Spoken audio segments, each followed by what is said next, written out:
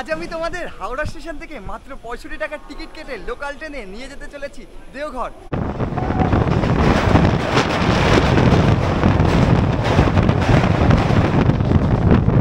আর train থামতেই দেখো ভিড়, ট্রেনে অলরেডি লোকজন এলো আর তারা নামবে এবং আমরা উঠবো। তাহলে এরকম একটা সিচুয়েশন, হাই ডিমান্ড ট্রেন বলতে গেলে।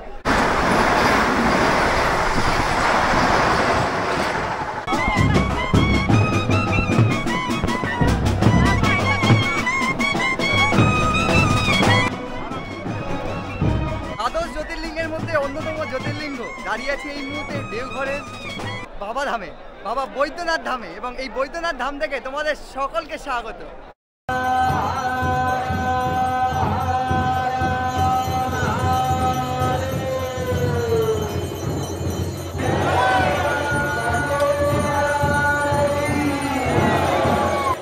Good morning from Howrah station. আবারও একটি ব্র্যান্ড নিউ জার্নিতে তোমাদের সকলকে স্বাগত। আবারও একবার কাক ভরে হাওড়া স্টেশনে, তবে গন্তব্য দেওঘর। সেখান থেকে বৈদ্যনাথ ধাম অর্থাৎ বাবার দর্শনে। তোমাদের জানিয়ে রাখি 2025-এ যারা বৈদ্যনাথ ধাম দর্শন করতে চাইছো বা দেওঘর ভ্রমণ করতে চাইছো, তারা কিভাবে কম খরচে সহজে বৈদ্যনাথ ধামে পৌঁছাবে সেই ভিডিও কিন্তু আজ হতে চলেছে। তবে আজ আমি বেছে নিয়েছি কিন্তু আবারও লোকাল ট্রেনকে। এর আগে তোমাদেরকে লোকাল ট্রেনে করে তারাপীঠ নিয়ে গেছি, তবে আজ বেরিয়ে পড়েছি বাবা ধামের উদ্দেশ্যে। ঘড়ির কাটা এই মুহূর্তে অলমোস্ট 4:45। আমাদের ট্রেন রয়েছে 4:15। তো চলো, আশা করছি তোমাদের 8-5টা ভিডিওর মধ্যে এই ভিডিওটা ভালো লাগবে। সঙ্গে থাকো, দেখতে থাকো।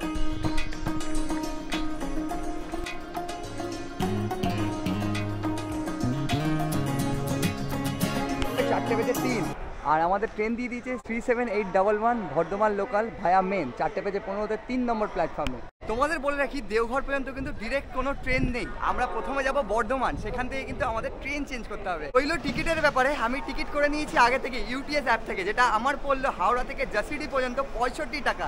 মানে তোমাদের বলে রাখি অর্ডিনারি টিকিট। তোমরা যখন টিকিট করবে তখন তোমরা এখানে হাওড়া স্টেশনে এসেও টিকিটটা করে নিতে পারো কাউন্টার থেকে। তো স্টেশন হবে জাসিডি। হাওড়া থেকে আজ আমরা কিন্তু জার্নি করবো জার্সিডি পর্যন্ত। এবার 3 নম্বর প্ল্যাটফর্মের দিকেই আমি এগোচ্ছি। এই হচ্ছে 5, 4 আর ওদিকে রয়েছে 3।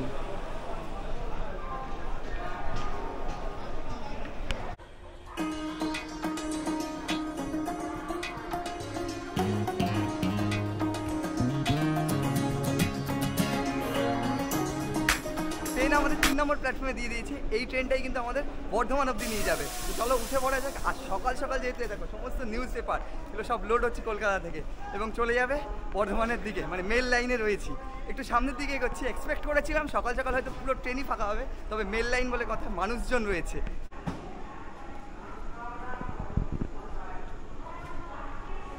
আপাতত সকালের ট্রেন যা দেখতে পাচ্ছি ফাঁকাই রয়েছে, তবে গুটি কয়েক লোক রয়েছে। এদিকে রয়েছে, এদিকেও রয়েছে। আর যেমনটা তোমাদের দেখছিলাম নিউজ পেপার, সমস্ত নিউজ পেপার কিন্তু লোড হচ্ছে, সব ট্রেনে উঠে পড়ছে। হচ্ছে সকাল সকাল হাওড়া বর্ধমান মেল লাইনের লোকাল। আর এই ট্রেনে করেই এখন আমাদের প্রথম গন্তব্য বর্ধমান পর্যন্ত। কাটায় 4:16। ট্রেন আমাদের সঠিক সময় ছেড়ে দিয়েছে। আর এই ট্রেন আমাদের বর্ধমানে পৌঁছাবে ওই 6:30 নাগাদ। আর আমার কম্পার্টমেন্টে এই মুহূর্তে শুধুই নিউজ পেপার। বাইরে এখনো কিন্তু ঘুটঘুটে অন্ধকার, যেহেতু সূর্যোদয় হয়নি এখনো অবধি। তো চলো আপাতত সিটে বসে পড়া যাক, সূর্যোদয় হোক, তারপর তোমাদের সাথে দেখা হচ্ছে। 2 ঘন্টার জার্নি রয়েছে। আর এই যে হাওড়া স্টেশন জুড়ে কাজ হচ্ছে রেল লাইনে।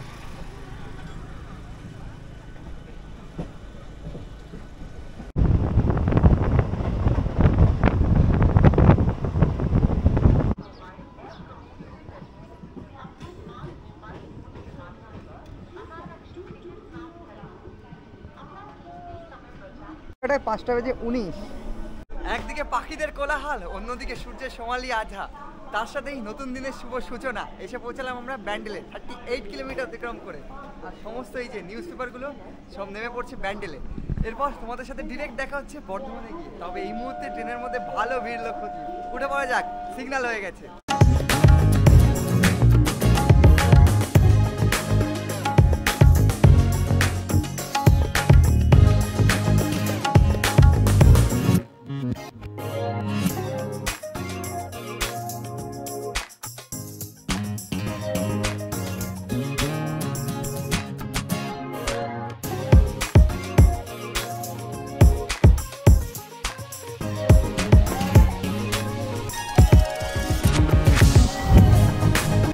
বন্ধুরা ফাইনালি 105 কিলোমিটার অতিক্রম করে আমরা এসে পৌঁছালাম বর্ধমানে, যার কোড হচ্ছে BWN। আর এখান থেকে কিন্তু এখন আমাদের ট্রেন চেঞ্জ করতে হবে। এখান থেকে আমরা ধরবো 63509 বর্ধমান ঝাঝা মেমো। এবার কত নম্বর প্ল্যাটফর্মে ট্রেন দিল সেটা এবারে দেখতে হবে। আর বর্ধমান স্টেশনে নামতেই দেখো ভিড় কাকে বলে না।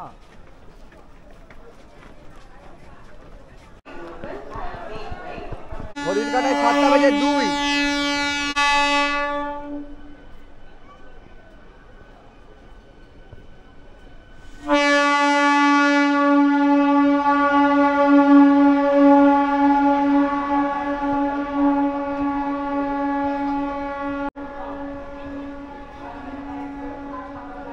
আমাদের ট্রেন দিয়ে দিয়েছে 6 নম্বর প্ল্যাটফর্মে 63509 বর্ধমান ঝাঝা মেমো। আর ট্রেন থামতেই দেখো ভিড়। ট্রেনে অলরেডি লোকজন এলো আর তারা নামবে এবং আমরা উঠবো। তাহলে এরকম একটা সিচুয়েশন, হাই ডিমান্ড ট্রেন বলতে গেলে। আমি একটু সামনের দিকে এগোচ্ছি। মানে 6 নম্বর প্ল্যাটফর্মে ট্রেন দিয়েছে 63509 বর্ধমান ঝাঝা মেমো। আর এই হচ্ছে ভিড়। এইদিকে একটা, এদিকে দরজা, যেদিকেই দেখছি সেদিকে কিন্তু ভিড়। কারণ একটাই, সিট নিতে হবে। তবে আমি একটু সামনের দিকে যাচ্ছি এবং তোমাদেরকে দেখাই ট্রেনের ভেতরটাও। এবং মানুষজন যা দেখছি গেটে যেভাবে ভিড় করেছে, সিট পাবো কিনা সন্দেহ রয়েছে।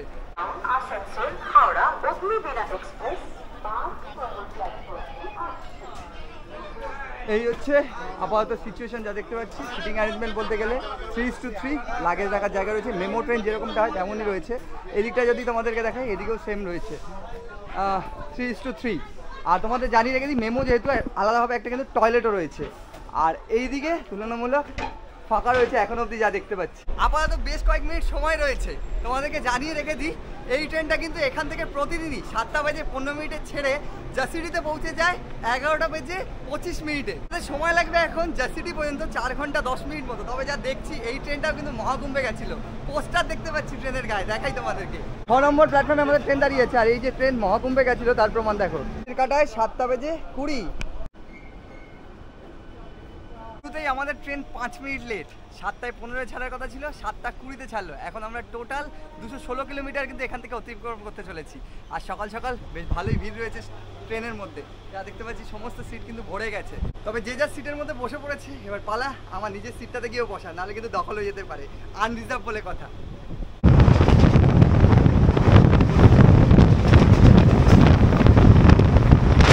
সিটে এসে বসে পড়লাম। সিটিং অ্যারেঞ্জমেন্ট তোমাদেরকে আগেই দেখেছি 3:3 রয়েছে।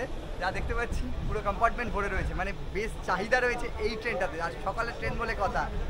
তোমাদের সাথে এরপর ডিরেক্ট দেখা হচ্ছে খানা জাংশনে গিয়ে।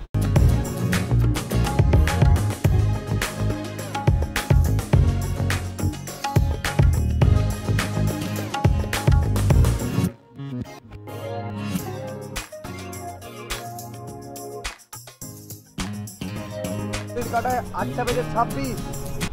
বন্ধুরা এসে পৌঁছালাম পানাগড়ে, যার কোড হচ্ছে PAN। আর তোমাদের বলে রাখি, ইন্ডাস্ট্রিয়াল এরিয়া পশ্চিম বর্ধমানের অন্তর্গত। আর যেহেতু ইন্ডাস্ট্রিয়াল এরিয়াতে রয়েছি, প্রচুর মানুষজন এই ট্রেনের মধ্যে উঠছে। আর ট্রেনে ভালো ভিড় রয়েছে। আর এই পানাগড়ের কোড হচ্ছে PAN। আর এই যে পানাগড় থেকে উঠে বললো জুনিয়র। হ্যাঁ, আগের জার্নিতে আমার সাথে ছিল, এবারেও আমার সাথে এই জার্নিতে রয়েছে। এবারে গন্তব্য আমাদের কিন্তু কোথায়? বৈদ্যনাথ ধাম, জাসিডি দেওঘর, যেটা বলা হয় সবাই জানে। আমাদের পানাগড় থেকে ছেড়ে দিল। 2 নম্বর প্ল্যাটফর্মে দাঁড়িয়েছিল, 1 মিনিটের হল ছিল।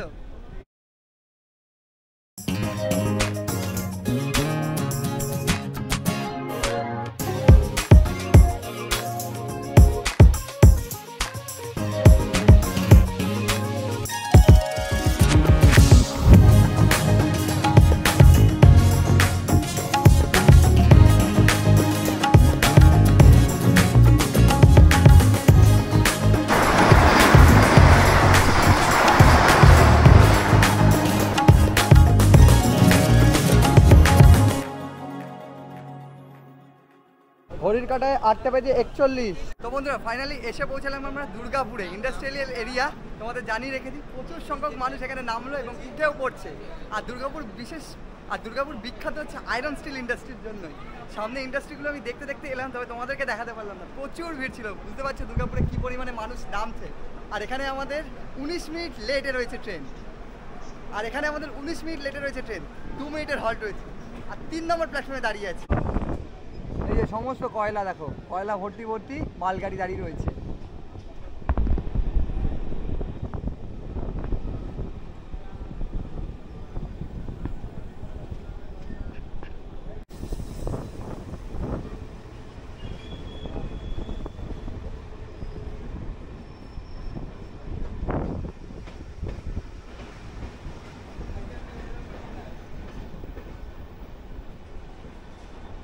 ঘড়ির কাঁটায় 9টা বেজে 6 এসে পৌঁছালাম রানীগঞ্জে। ভারতের কয়লা খনি যাকে বলে, না নামলেই নয়। তোমাদেরকে বলেছিলাম এরপর আসানসোলে দেখা হবে, তবে রানীগঞ্জে নেমে পড়লাম।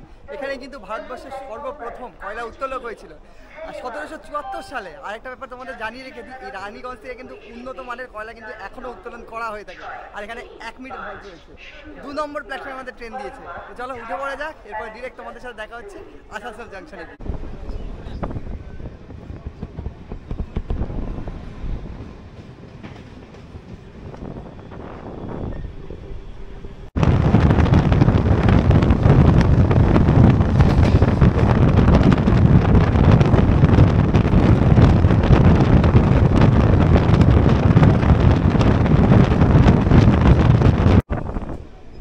সমস্ত কয়লা দেখো, কয়লা ভর্তি ভর্তি মালগাড়ি দাঁড়িয়ে রয়েছে। আসানসোল বর্ধমান মেমো।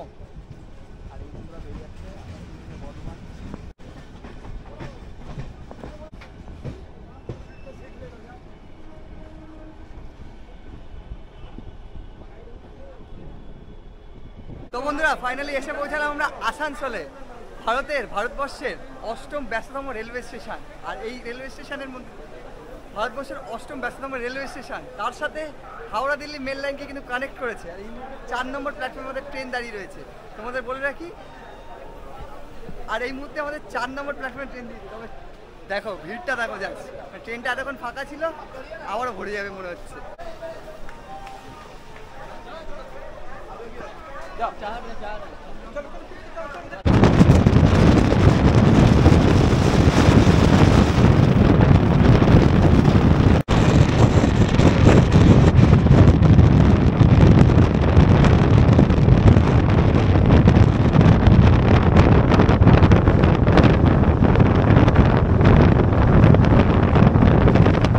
এসে পৌঁছালাম আমরা চিত্তরঞ্জনে। ইন্ডিয়ান রেলওয়েতে সফর করছি, আর এই চিত্তরঞ্জনে না নামলে হয়, এর অবদান অপরিসীম। এখান থেকে কিন্তু একাধিক লোকোমোটিভ এই চিত্তরঞ্জন দিয়েছে আমাদের ইন্ডিয়ান রেলওয়েতে। আর বলতে বলতে ট্রেন ছেড়ে দিয়েছে, সিচুয়েশন বলতে বলতে সিগন্যাল দিয়ে দিয়েছি। আর ভিড়টা দেখো, জাস্ট মারাত্মক ভিড়। যেটা বলছিলাম কন্টিনিউ করছি।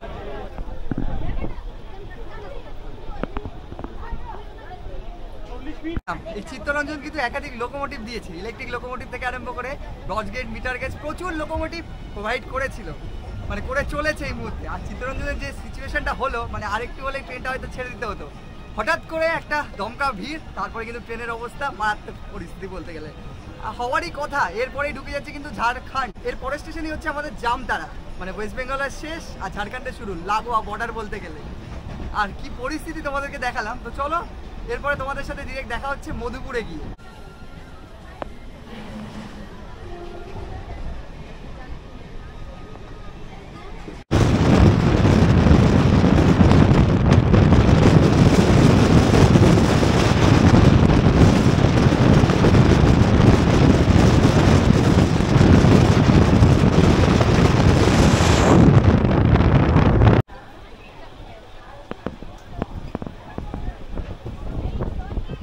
বন্ধুরা এসে পৌঁছালাম আমরা মধুপুরে। আর দেখো মধুপুরে ভিড়টা দেখো, মানে এ লাইনে ভিড়টা আমার জানা ছিল না এতটা হবে। তোমাদেরকে বলে রাখি, তোমরা যারা জার্নি করবে তোমরা কিন্তু একদম বর্ধমান থেকে উঠে পড়বে, নাহলে কিন্তু এই ধরনের ভিড় হতে চলেছে। আর মধুপুর বিখ্যাত হচ্ছে একাধিক কারণে। এখানে কিন্তু পলাশ দেখতে বহু পর্যটক ভিড় জমায় শীতকালে। তার সাথে মধুপুরের সাইড সিনও কিন্তু করা যায়, এখান থেকে পারশনাথও যাওয়া যায়। তো চলো উঠে পড়া যাক, এরপরে তোমাদের সাথে দেখা হচ্ছে ডিরেক্ট গিয়ে জাসিডিতে। 2 নম্বরে আমাদের ট্রেন দাঁড়িয়েছে। আর এই হচ্ছে সিচুয়েশন যা দেখছি।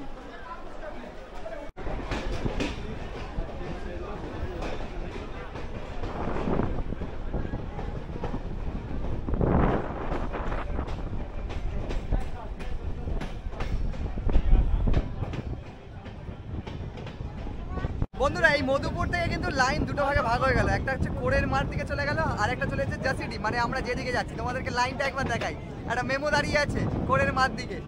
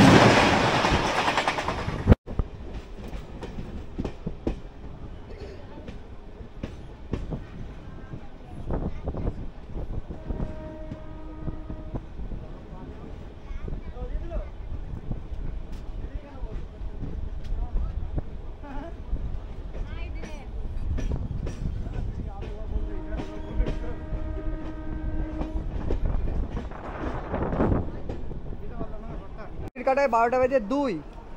তো বন্ধুরা ফাইনালি এসে পৌঁছালাম আমরা জাসিডিতে, আর এই মুহূর্তে আমাদের ট্রেন অলমোস্ট আধ ঘন্টা লেটে।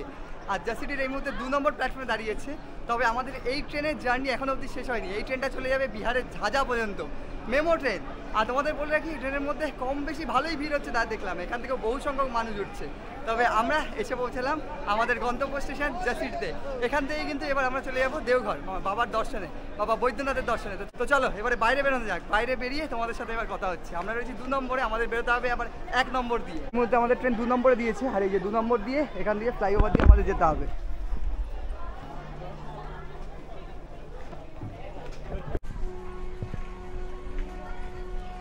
আমাদের বলে রাখি জাসিডি জাংশনে কিন্তু এক্সেলেটরের ব্যবস্থা রয়েছে। তোমরা অনেকে কমেন্ট করেছিল যারা সিনিয়র সিটিজেন রয়েছে বা বয়স্করা রয়েছে, এরকম পারাপারের ক্ষেত্রে কিন্তু অনেকের সমস্যা হয়ে থাকে। তো সেক্ষেত্রে জানিয়ে দিই জাসিডি জাংশনে এরকম এক্সেলেটরও রয়েছে পারাপার করার জন্য। এবার ঠিক বাইরের দিকে বেরোচ্ছি।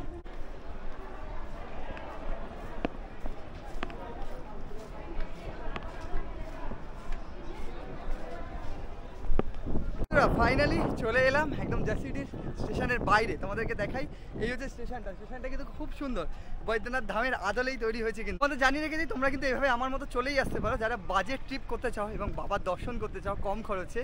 এই একটা পথ কিন্তু তোমাদের জানিয়ে দিলাম আমি। তো চলো এবার এখান থেকে বেরোবো, বেরিয়ে অটো কিংবা টোটো করতে হবে, যাবো ডিরেক্ট একেবারে বাবার মন্দিরের দিকে। এবার ভাড়া কত পড়ছে সব জানাচ্ছি। তো বন্ধুরা এই হচ্ছে জাসিডি জাংশন। এই মুহূর্তে ঘড়ির কাটায় 12টা বেজে 10। দেখতে পাচ্ছ পুরো মন্দিরের আদলেই, বাবার ধামের আদলেই রয়েছে। আর ঠিক বাইরে বেরোলেই তোমাদের দেখাবো এখানে রয়েছে গাড়ি, সমস্ত পার্কিংয়ে রয়েছে। তোমরা চাইলে এখানে গাড়ি পেয়ে যাবে, বাইক পেয়ে যাবে। এবং আমরা এগোবো ঠিক এই দিকটাতে, এইদিকে কিন্তু অটো স্ট্যান্ড রয়েছে। এই যে এখানে সব কিন্তু রিক্সাও দেখতে পাচ্ছি, রিক্সা দেখতে পাচ্ছি, অটো দেখতে পাচ্ছি, সব অটো কিন্তু যাচ্ছে। তো বন্ধুরা জাসিডি জাংশন থেকে অটোতে চড়ে বসলাম, এবারে চলেছি ডিরেক্ট দেওঘর বাবা ধামের উদ্দেশ্যে। ভাড়া এখান থেকে তোমাদের বলে রাখি জনপ্রতি 20 টাকা, আর এখান থেকে প্রায় 7 কিলোমিটার।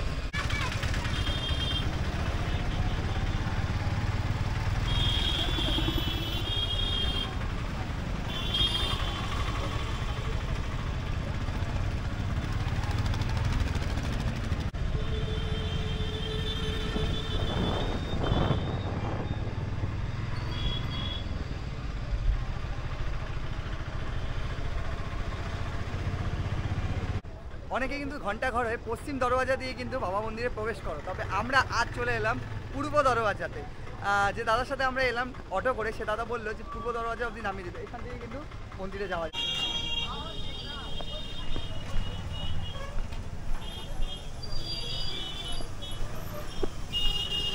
ঘড়ির কাটা এই মুহূর্তে দুপুর 12:30, আর আমরা চলেছি অলিগলি দিয়ে। আর অলিগলিতে দুধারেই আমি দেখতে পাচ্ছি সেই মিষ্টির দোকান। কোনো দোকানে তৈরি হচ্ছে জিলিপি, কোনো দোকানে দেখতে পাচ্ছি লাড্ডু, তার সাথে কোনো কোনো দোকানে আবার দেখতে পাচ্ছি ধোসা, ইডলি। আর আমরা এগোচ্ছি ঠিক মন্দিরের দিকেই। তবে এই দিক দিয়ে মানে তবে পূর্ব দরওয়াজা দিয়ে ঢুকতে গেলে তোমাদের জানিয়ে দিই একটু অলিগলি দিয়ে কিন্তু তোমাদেরকে যেতেই হবে। এই যে রাস্তাটা সোজা চলে গেছে একদম মন্দিরের দিকে, সেদিকেই আমরা এগোচ্ছি। এবং দুধার দিয়ে দেখো সমস্ত দোকান রয়েছে। তোমরা যারা মন্দিরে যেতে চাও, মন্দির সামগ্রী, পূজা সামগ্রী সমস্ত কিন্তু এই দোকানগুলো থেকে তোমরা নিয়ে নিতে পারো। দেখো এখানে ঘন্টা, ধূপ থেকে আরম্ভ করে সব কিন্তু এখানে পরপর দোকান রয়েছে।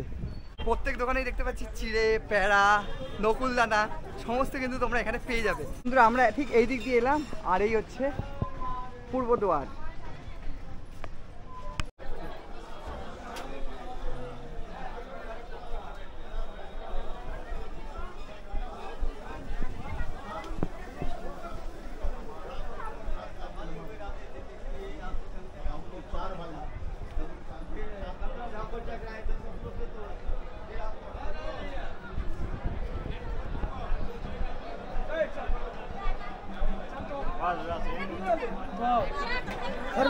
তো বন্ধুরা এসে পৌঁছালাম একদম বাবার দুয়ারে। একদিকে জ্যোতির্লিঙ্গ, অন্যদিকে সতীপীঠ। এই পীঠের মাহাত্ম্য, এই স্থানের মাহাত্ম্য অপরম্পার। আর সেই জায়গাতেই আমি এই মুহূর্তে তোমাদের বলে রাখি, আমি পূর্ব দুয়ার দিয়ে প্রবেশ করলাম। ঠিক সামনেই রয়েছে দক্ষিণ দুয়ার, সেই দিক দিয়েও তোমরা চাইলে প্রবেশ করতে পারো। যারা ঘন্টা ঘর হয়ে আসবে তারা কিন্তু সেই দক্ষিণ দুয়ার দিয়েই প্রবেশ করতে পারো। যারা তোমরা ঘন্টা ঘর হয়ে আসবে তারা কিন্তু সেই দক্ষিণ দুয়ার দিয়েই প্রবেশ করবে। আর আমি যেহেতু ঠিক পূর্ব দুয়ার দিয়ে প্রবেশ করলাম, মানে পেছনের দিক দিয়ে, তোমাদের চারপাশটা ঘুরে দাঁড়াই। আর এই মুহূর্তে ভালো ভিড় রয়েছে এই দেওঘরের বাবা মন্দিরে। এই যে লাইনটা দেখতে পাচ্ছ, এটা কিন্তু ভিআইপি লাইন দেখা যাচ্ছে। আর নর্মাল এদিক দিয়ে আমরা যাব। বন্ধুরা এই হচ্ছে বাবা মন্দির। বাবা কিন্তু এখানেই বিরাজমান। আর এই দেখো ওখানে কিন্তু সেই মানতের সুতোগুলো লাগানো হচ্ছে। এদিকে যেরকম বাবার মন্দির রয়েছে, ঠিক এদিকে রয়েছে মায়ের মন্দির। এই দেখো মায়ের মন্দির থেকে বাবার মন্দির পর্যন্ত কিন্তু এই সুতো দেওয়া হচ্ছে। আর আজকে একটা স্পেশাল অকেশন, তেমনি অন্নপূর্ণা পুজো, সেই উপলক্ষে দেখো বাবাধাম সেজে উঠেছে। এবং ভক্তদের দেখো, ভক্ত সমাগম দেখো এই মুহূর্তে। আর ঠিক এইদিকে কিন্তু প্রদীপ জ্বালানো হচ্ছে। বাবার মহিমা অপরম্পার। কোনো ভক্ত এখান থেকে খালি হাতে যায় না। আর সেই ভক্তরাই কিন্তু এখানে এসে বাবার কাছে বিভিন্ন মানত করে, এবং মানত পূরণ হলে সেই জিনিস দিয়ে যায় বাবার কাছে। তার মধ্যে অন্যতম হচ্ছে এই যে ফিতে দেখো, ওপরে চূড়া থেকে এই যে সমস্ত কিন্তু সেই লাল ঢাকাগুলো আসছে। আর ঠিক এই লাল ঢাকাগুলো মায়ের মন্দিরের চূড়াতে লাগানো হবে।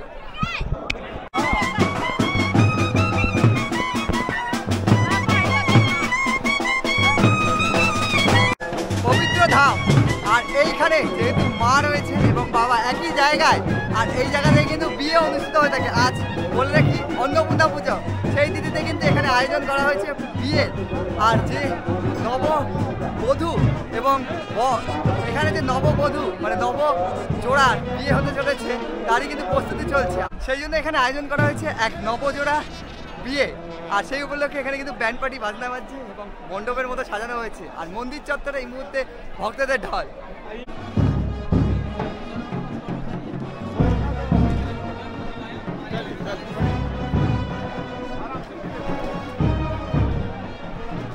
তো বন্ধুরা এই মুহূর্তে মন্দির চত্বর থেকে বেরিয়ে পড়ছি, চলে যাচ্ছি ডিরেক্ট হোটেলে। তোমাদের বলে রাখি সেই ট্রেন জার্নি করে আমরা এসেছি, ফ্রেশ হওয়া এখনো অবধি হয়নি। কারণ মন্দিরে প্রবেশ করলেও গর্ভগৃহে প্রবেশ করা হয়নি, বাবার কিন্তু দর্শন এখনো অবধি আমি পাইনি বলতে গেলে। তো ফ্রেশ হবো, ফ্রেশ হয়ে কিন্তু আবারও মন্দির চত্বরে আসবো।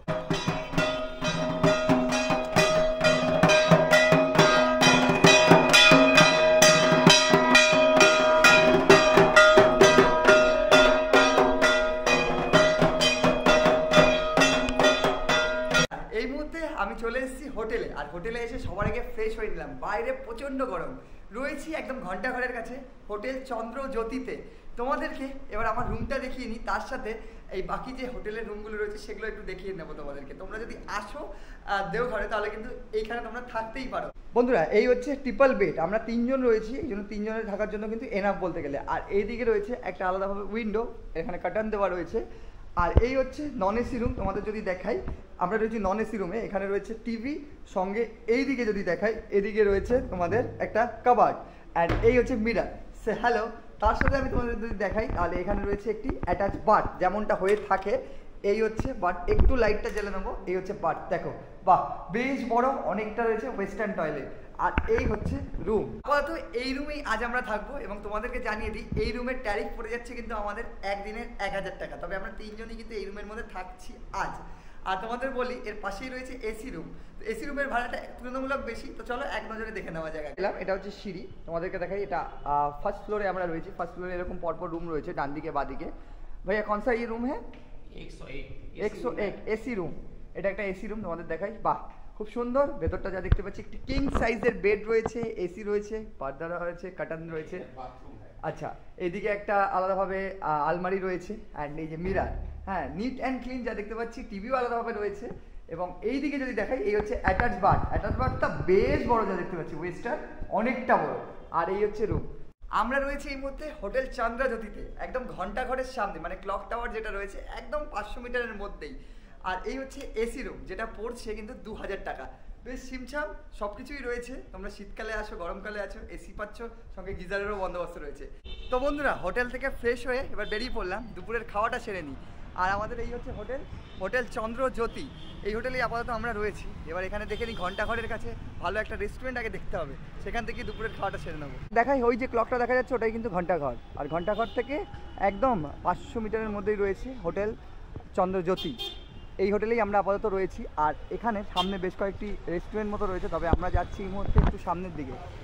অনেকেই এই দেওঘরে এসে এই অনামিকা রেস্টুরেন্টে রিভিউ দিয়েছে, তো ভাবলাম আজ এই অনামিকা থেকে খেয়ে দেখি।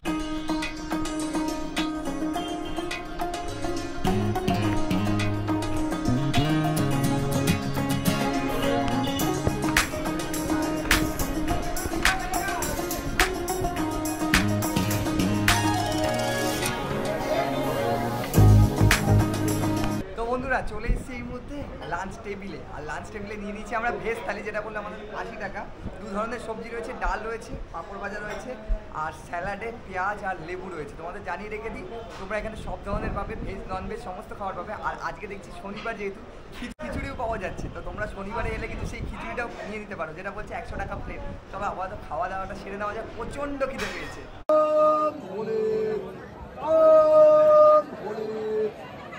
তো বন্ধুরা, সন্ধ্যা নামতেই এই মুহূর্তে চলে এসেছি আবারও মন্দির চত্বরে। আর এই হচ্ছে আমাদের বাবার মন্দির, আর অন্যদিকে রয়েছে মায়ের গর্ভগৃহ। এই মুহূর্তে শত শত ভক্ত মন্দির চত্বরে, কারণ একটাই, সেই সন্ধ্যা আরতি। এইদিকে রয়েছে শিব আর এইদিকে রয়েছে শক্তি, দুজনের মিলনে এই হচ্ছে শিব শক্তি। আর এই মুহূর্তে ভক্তরা বসে রয়েছে সেই মন্দির চত্বরে, শয়ে শয়ে ভক্ত সমাগম। এই মুহূর্তে সবাই একে একে অধীর আগ্রহে অপেক্ষারত, কারণ একটাই, সন্ধ্যা আরতি। এদিকে সন্ধ্যা আরতি শুরু হচ্ছে, তার সাথে বাবার দর্শনও শুরু হয়ে যাচ্ছে। আর সেই বাবার দর্শনে এই মুহূর্তে প্রবেশ করছি আমরা, তবে জেনারেল লাইনে। তবে এখানে একটু ভিআইপি লাইনও রয়েছে, জেনারেল লাইনে রয়েছে। বিকেলের দিকে আমরা জেনারেল লাইনে এগোচ্ছি।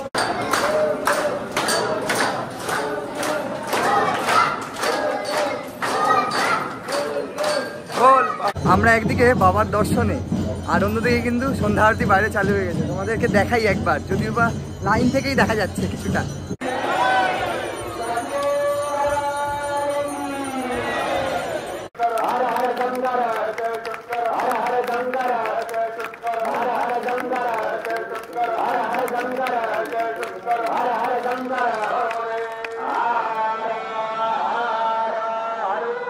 বন্ধুরা, ফাইনালি তোমাদেরকে লোকাল ট্রেনে করে দেওঘর নিয়ে এলাম এবং তার সাথে বৈদ্যনাথ ধাম দর্শন করালাম। আর এবারের জার্নিতে কিন্তু আমরা 3 জন ছিলাম, যদিও বা কাঞ্চনদা ক্যামেরার দিকে কমেরমুখ হয়নি, তবে আমাদের সমদীপ অনেকবার এসছে। কাঞ্চনদাও ব্যস্ত ছিল নিজের ভিডিওতে, যেমনটা হয়ে থাকে আমরা সকলেই সবার ভিডিওতে ব্যস্ত ছিলাম। আশা করছি আমরা আমাদের মতো করে তোমাদেরকে বৈদ্যনাথ দর্শন করাতে পেরেছি। কেমন লাগলো ভিডিওটা অবশ্যই কমেন্ট করো, এবং বাকি আমাদের 3 জনের চ্যানেলেই কিন্তু ভিডিও আসতে চলেছে। তো চলো, দেখা হচ্ছে নেক্সট ভিডিওতে, নেক্সট কোনো ট্রাভেল এপিসোড। আপাতত পর্বটা এখানেই শেষ করছি, দেখা হচ্ছে নেক্সট জার্নিতে। ততদিন ভালো থাকো, সুস্থ থাকো, দেখতে থাকো রাইজিং জার্নি।